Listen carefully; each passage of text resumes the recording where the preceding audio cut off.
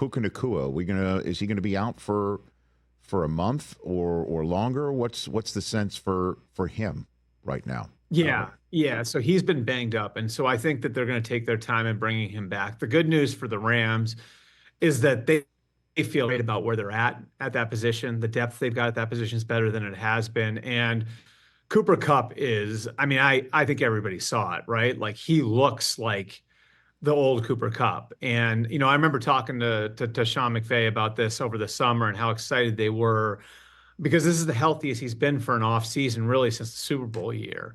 And so they felt like there was a really good chance that they were going to get the Cooper Kupp that we got used to seeing over the first 5 years of his career and not the guy who kind of been fighting through things the last couple of years. So, having the Cooper Kupp that they had in the Lions game and who they think they'll have going forward is a huge help. And it gives them some flexibility, as does the depth, to just take their time with Puka Nacua and bringing him back. And I don't think it's any secret, right? Like with Puka, part of the deal is his playing style does put him in harm's way quite a bit.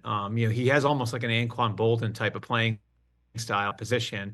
And so, I think that they want to be careful with what they're doing and bringing him back as much as he wants to play. And the scoop with Christian McCaffrey. Let's hit this one because he said on Friday that his I guess calf injury was not big a big a deal for him. And then on that night, it seems like Jordan Mason was communicated with by somebody on the staff to either say you're starting or get ready.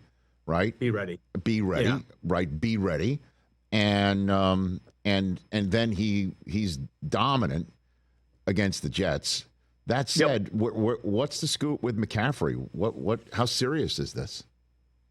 If the NFC Championship game is Sunday, he's playing. I think to some degree, like this is Kyle Shanahan and the Niners protecting Christian from himself. And knowing we got a long season ahead, Christian McCaffrey's got a lot of injury history. He's got a lot of miles on his legs.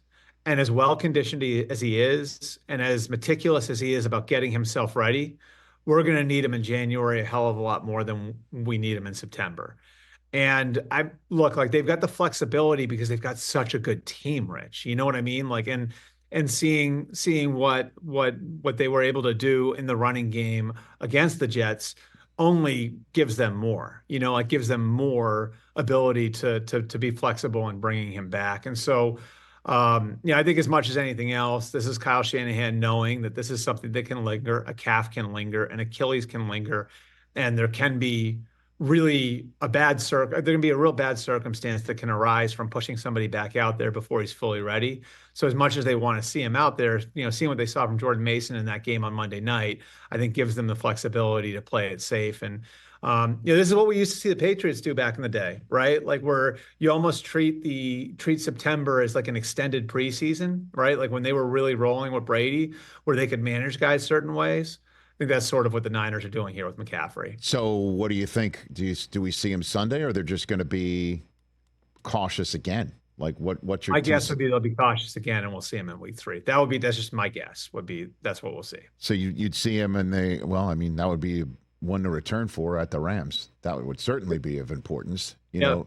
Yeah, and that one really matters too, right? Because that one could be a tiebreaker. It could dictate who has a home game in the playoffs. So, yeah, I think that's probably when we'll see him back. Catch the Rich Eisen Show every single day on the Roku channel, 12 to 3 Eastern, for free.